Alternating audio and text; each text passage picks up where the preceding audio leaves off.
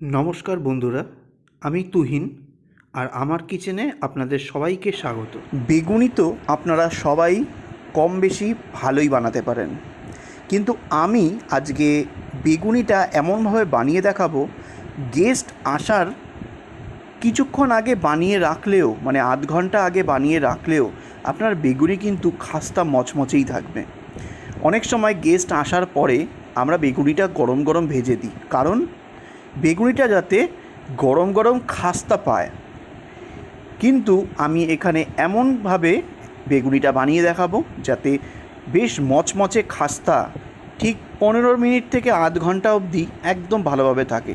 আমি কখনোই বলবো না 1 ঘন্টা 2 ঘন্টা, কারণ কখনোই 1 ঘন্টা 2 ঘন্টা ঠিকমতো কিন্তু মচমচে হয় না। চলুন দেখে নিই কীভাবে 15 মিনিট থেকে আধ ঘন্টা খাস্তা মুচমুচে বেগুনি আপনি করে রেখে দিতে পারবেন, গেস্ট আসলে পরিবেশনও করতে পারবেন।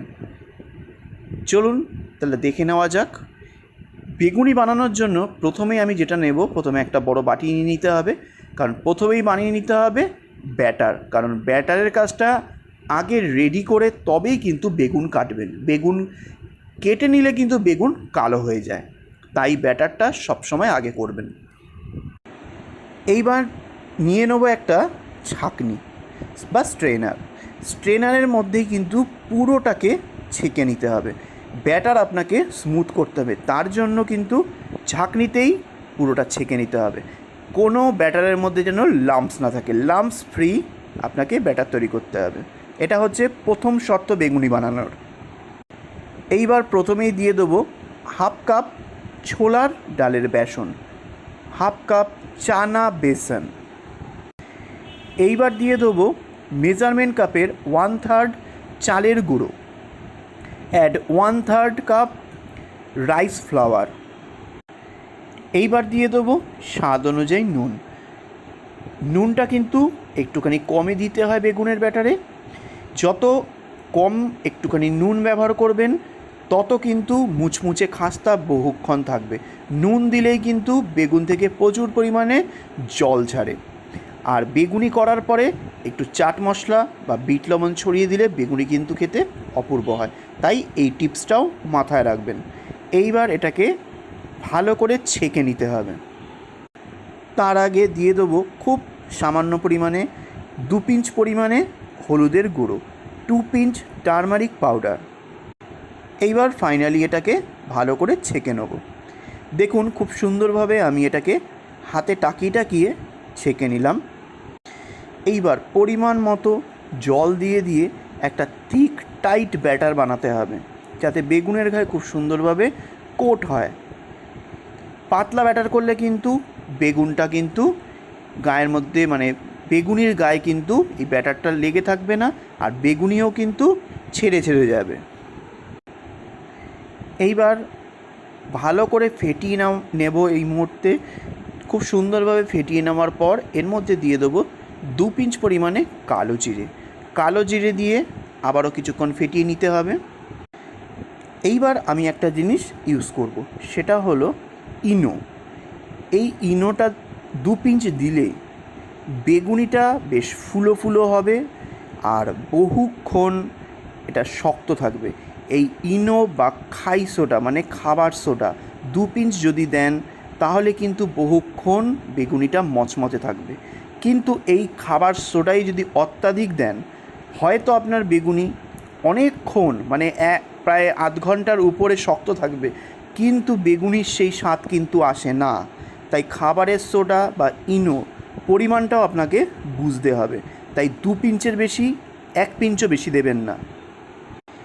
এইবার সামান্য একটু জল ইনোর মধ্যে দিয়ে দেবো অ্যাক্টিভ হওয়ার জন্য। দেখুন বেশ বাবলস বেরোনো শুরু হয়ে গেছে, মানে ইনোটা অ্যাক্টিভ হয়ে গেছে। এইবার হ্যান্ড বিটার দিয়ে ভালো করে ফেটিয়ে নিতে হবে। সবশেষে দিয়ে দেবো 1/4 চা চামচ পরিমাণে পোস্ত দানা। এর জন্য বেগুনির আউটার কোটিংটা বেশ ক্রিস্পি মুচমুচে হয়, যে কারণে সুজি দেওয়া হয় ক্রিস্পি হওয়ার জন্য। আমি সেই কারণে পোস্ত ব্যবহার করছি। এখানে সুজি দিতেই পারতাম, কিন্তু সুজিতে পার্সোনাল কোনো টেস্ট নেই, পোস্ততে আছে, তাই পোস্তটা অবশ্যই ইউজ করবেন। পোস্ত দিয়ে ভালো করে মিক্স করে নেওয়ার পর দেখুন ব্যাটারের ঘনত্বটা কত হয়েছে। চামচের পিছনটা আপনাকে দেখিয়ে দিচ্ছি তুলে, দেখুন ড্রপ হচ্ছে না কিন্তু কোনো ব্যাটার। আঙুল দিয়ে টেনে দেখাচ্ছি আপনাদেরকে, দেখুন একটা দাগ হয়ে যাচ্ছে কিন্তু মিশছে না। তার মানে বেগুনের ব্যাটারটা পারফেক্ট হয়েছে, মানে বেগুনের ওপরে কোটিংটা দারুণ হবে। আমাদের বেগুনের ব্যাটারটা একেবারে রেডি। আমি বেগুনটা এবার কেটে নেব।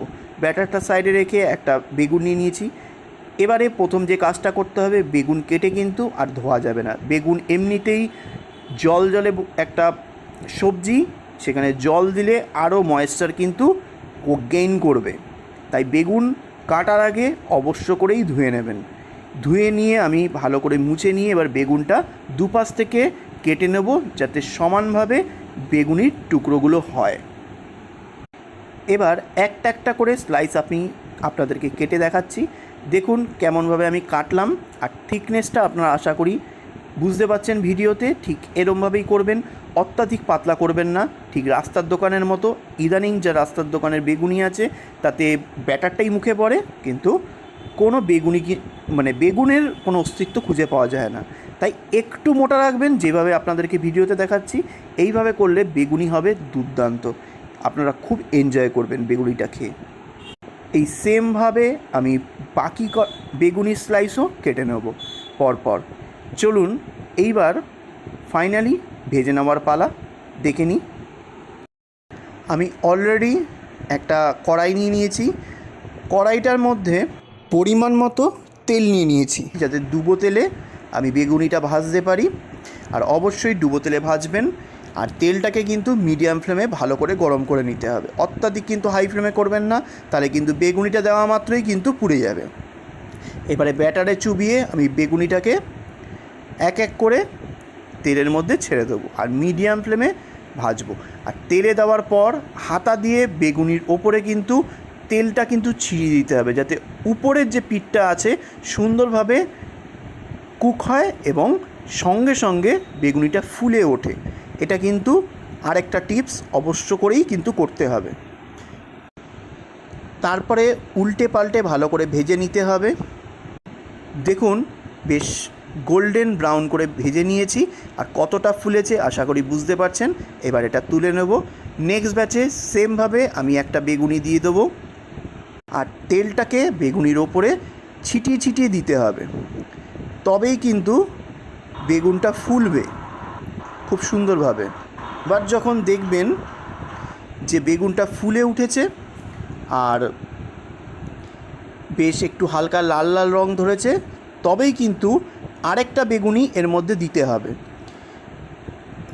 কাঁচা বেগুনি দিয়েই সঙ্গে সঙ্গে আরেকটা বেগুনি দিয়ে দেবেন না, তাহলে কিন্তু একসাথে লেগে যাবে, প্লাস আরেকটা বেগুনির ওপর কনসেন্ট্রেশনটা দূর হয়ে গেলেই বেগুনিটা কিন্তু আর ফুলবে না। তাই একটা বেগুনিকে ধরে ধরেই ভাজবেন, তারপরে আরেকটা বেগুনি কিন্তু তেলে ছাড়বেন। কারণ আপনি যে কড়াইতে রান্না করছেন সেটা বাড়িতে আপনাদের ঘরোয়া কড়াই, আর রাস্তার দোকানে যারা বানায় তারা কিন্তু বড় কড়াইতে করে, তার জন্য কিন্তু খুব সহজে বেগুনিগুলো ফুলে ওঠে এবং স্পেস পায়। আশা করি আমি প্রতিটা টিপস অ্যান্ড ট্রিক্স আপনাদেরকে ভালো করে দিতে পেরেছি এবং বোঝাতে পেরেছি কীভাবে বেগুনিটা মুচমুচে হবে আর ফুলো ফুলো হবে। এই সেম প্রসেস অ্যাপ্লাই করে বাকি বেগুনিগুলো সেমভাবে ভেজে নেব।